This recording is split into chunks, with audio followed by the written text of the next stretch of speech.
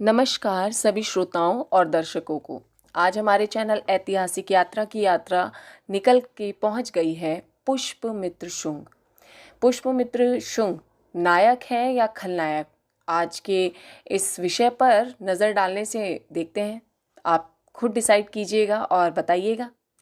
पुष्यमित्र शुंग 185 से 149 ईसा पूर्व प्राचीन भारत के शुंग राजवंश के एक राजा थे। वे शुंग साम्राज्य के संस्थापक एवं प्रथम राजा भी माने गए हैं। इससे पहले वे मौर्य साम्राज्य में सेनापति थे। 185 ईसा पूर्व में पुष्यमित्र ने मौर्य सम्राट ब्रह्मदत्त का वध कर स्वयं को राजा उद्घोषित किया था। उसके बाद बौद्ध उनके कट्टर दुश्मन बन गए। शुंग राज्य के शिलालेख पंजाब और जालंधर से मिले हैं। दिव्य वदान के अनुसार ये राज्य संगला वर्तमान में सियालकोट तक विस्तृत था। कलिंग का राजा खारवेल था। हाथी गुफा अभिलेख से ज्ञात होता है कि खारवेल ने मगध पर आक्रमण कर पुष्यमित्र शुंग को पराजित किया था। मौर्य वंश की दुर्बलता। चंद्रगुप्त मौर्य ने जैन धर्म अपना लिया।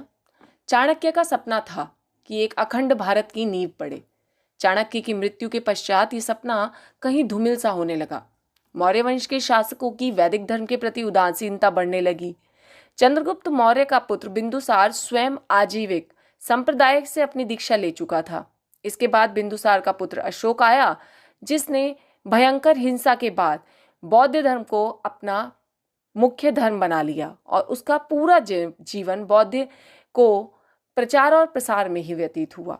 जब पूरा विश्व रक्त और लोह की नीति पे चल रहा था, तब अशोक के अहिंसक व्यवहार ने भारत की वीरता को, भारत की अखंडता को गहरा आघात पहुंचाया।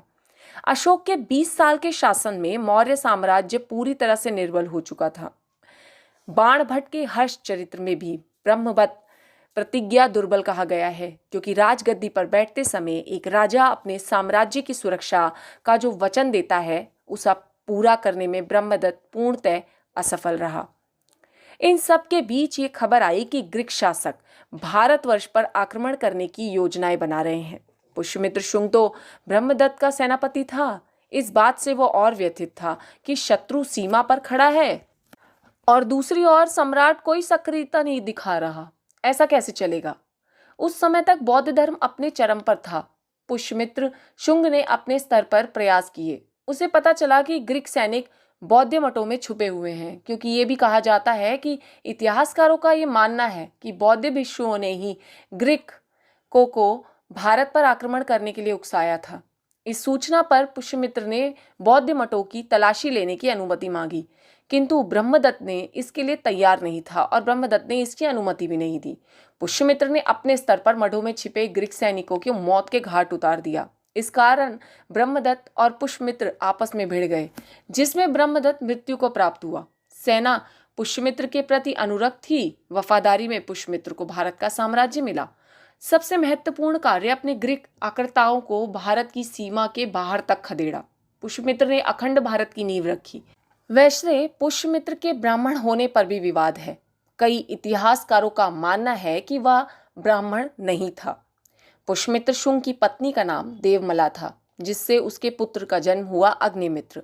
पुष्यमित्र ने अपनी राजधानी पाटलिपुत्र को बनाया, जो अब पटना कहलाती है। पुष्यमित्र प्राचीन मौर्य साम्राज्य के मध्यवर्ती भाग को सुरक्षित रखने में सफल रहा और उसने सामंतीवाद को पूरी तरह से खत्म करने का भरसक प्रयास भी किया। कई उसे नायक कहते हैं, कई उसे खलनायक। ये आपको तय करना है कि उसे नायक समझते हैं या खलनायक। धन्यवाद।